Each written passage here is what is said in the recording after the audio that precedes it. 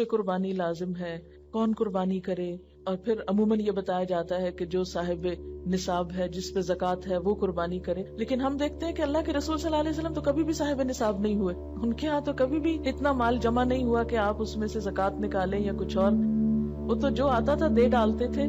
اور یہاں تک حالت تھی تنگ دستی کی, حضرت عائشہ رضی اللہ تعالیٰ عنہا سے روایت ہے کہ جب سے آل محمد مدینہ میں آئے, یعنی آپ صلی اللہ علیہ وسلم کی فیملی جب سے مدینہ میں آئی, کبھی مسلسل 3 رات تک گندم کے آٹے کی روٹی سے سیر نہیں ہوئی, یہاں تک کہ آپ صلی اللہ علیہ وسلم وفات پا گئے. یعنی 3 دن بھی مسلسل روٹی نہیں پکی آپ کے گھر میں تھرو آؤٹ مدنی پیریڈ, پھر بھی آپ قربانیاں کرتے رہے. تو یہ قربانی پھر اصل میں کیا ہے؟ محبت کا اظہار ہے. اس کے لیے ضروری نہیں کہ آپ کے پاس اتنا سونا ہو یا اتنی چاندی ہو یا اتنا بزنس ہو یا اتنا بینک بیلنس ہو. بس آپ دیکھیں کر سکتے ہیں تو کر لیں. ایک قربانی بھی سارے گھر کی طرف سے کافی ہو جائے گی. لیکن محبت کے اظہار کے طور پر اللہ تعالیٰ نے خود جو طریقہ بتایا, کیونکہ آپ ویسے بھی محبت کے اظہار کے لیے تحفہ دیا جاتا ہے, لیکن جب آپ کو پتا چل جاتا ہے کہ فلاں شخص کو یہ چیز بہت پسند ہے, تو آپ کی پھر کوشش کیا ہوتی ہے کہ میں وہ دوں جو اس کو پسند ہے. اس لیے جب یہ باتیں کی جاتی ہیں نا کہ غریبوں کو روپیہ دے دینا چاہیے اس دن, اور فلاں چیز دے دینی چاہیے, اس پیسے کو فلاں کام میں استعمال کر لینا چاہیے, فلاں سڑک بنوا لینی چاہیے, فلاں پل بنوا لینا چاہیے, سب باتیں اپنی جگہ ہیں. لیکن آج آپ کے محبوب کو پسند ہے کہ آپ ایک جانور قربان کریں. یہ سارا سال پل بنوائیں, سڑکیں بنوائیں, جو مرضی کرائیں, لیکن آج اس کو کون سا تحفہ پسند ہے آپ کی طرف سے؟ جانور قربان کرنا. کیوں؟ اس لیے کہ آپ کاغذ کا روپیہ کسی کے ہاتھ میں دیتے ہیں نا, تو وہ فیلنگ نہیں آتی.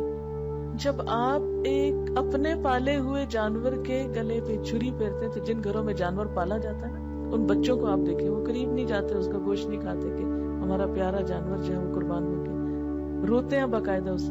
اور اس وقت جو دل کی حالت ہوتی ہے, وہ روپیہ کسی کو پکڑانے سے وہ جذبات نہیں پیدا ہوتے. اور یہ یاد دہانی ہے مسلسل, یا اللہ آج اس جانور کے گلے پہ چھری پھیر رہا ہوں, کل آپ نے مجھے طلب کیا نا تو میں بھی حاضر ہوں, میں اپنی جان بھی دوں گا آپ کو. کیونکہ محبت میں تو پھر کوئی بھی چیز بچا کے نہیں رکھی جاتی نا. آپ صلی اللہ علیہ وسلم 10 سال مدینہ میں رہے اور ہر سال قربانی کی. اسی لیے آپ نے فرمایا, ابو داؤد کی روایت ہے, اے لوگو, بے شک ہر گھر والوں کے ذمے ہر سال قربانی ضروری. ان علی کل اہل بیت فی کل عام اضحیہ. اب یہ الگ بات ہے کہ اگر بالکل پیسے نہیں ہیں اور مطلب نہیں کرنے کے قابل ایک بھی, تو کوئی بات نہیں, کیونکہ بہت لوگ بہت ہی غریب ہوتے ہیں. قربانی دراصل محبت کے اظہار کی ایک علامت ہے, اور اس کے لیے بہت زیادہ فقہی مسئلوں میں پڑھنا, اس پہ جائز ہے, اس پہ ناجائز ہے, یہ کرے یا نہ کرے, وہ کرے یا نہ کرے, بہت کچھ پوچھنے کی ضرورت نہیں. اپنے آپ کو ٹٹولیں, دیکھیں کیا دے سکتے ہیں کیا نہیں دے سکتے, اور کر لیں جو کر سکتے ہیں. نہیں کر سکتے تو آئندہ کے لیے کوئی ترتیب سوچیں اسی طرح کی کہ جس سے آپ کچھ کر سکیں. اور اگر کوئی وسعت کے باوجود قربانی نہ کر سکے تو اس کے بارے میں کیا فرمایا کہ جسے قربانی کرنے کی وسعت اور طاقت ہو اور وہ قربانی نہ کرے, وہ مسلمانوں کی عیدگاہ میں حاضر نہ ہو. اب یہ ہے کہ بعض حالات واقعی ایسے ہوتے ہیں کہ انسان نہیں کر سکتا, کوئی جان بوجھ کے نہیں ایسے کرتا, ہمت نہیں ہے. مثلا ایک شخص کی مہینے کی آمدنی 3000 روپے ہے, وہ تو بچوں کا دودھ بھی نہیں پورا کر پا رہا, 2 وقت کی روٹی نصیب نہیں, وہ کہاں سے قربانی کرے, چاہے اس کا دل کتنا بھی روتا ہو. ایسا شخص کیا کرے؟ ایسے لوگوں کو بھی اللہ نے ثواب سے محروم نہیں رکھا.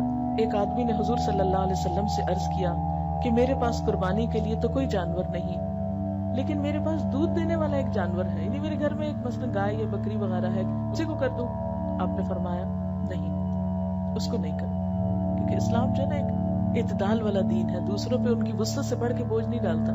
آپ نے فرمایا نہیں, بلکہ تو عید کی نماز کے بعد اپنے بال, ناخن اور مونچھیں کٹوا اور اپنے پوشیدہ بال مونڈ لے, بس اللہ تعالیٰ کے نزدیک یہی تیری پوری قربانی ہے. اسی لیے ہمیں کیا حکم دیا گیا ہے کہ ذوالحج کا چاند نظر آنے کے بعد نہ ناخن کاٹے جائیں, نہ بال کاٹے جائیں, نہ ہی شیو کی جائے, اور نہ ہی بال اکھاڑے جائیں. نو ویکسنگ, نو تھریڈنگ, نو پلکنگ. اور عید کی نماز کے بعد کیا کیا جائے, کیونکہ عام طور پر تو کیا ہوتا ہے, عید کی تیاری میں لوگ اپنے آپ کو سنوارتے بناتے ہیں, بچوں کے بال کٹوائے جاتے ہیں, حجامت کروائی جاتی ہے. لیکن اس عید کے موقع پر عید سے پہلے کچھ نہیں کرنا.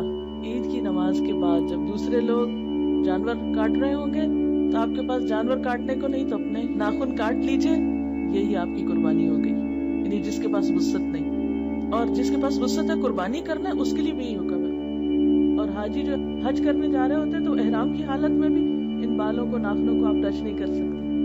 تو اس طرح حج والے اور قربانی والے اور بغیر قربانی والے سب ایک چیز میں تو شریک ہو سکتے ہیں. یعنی اللہ تعالیٰ ہر ایک کو نیکی کا موقع دیتا ہے.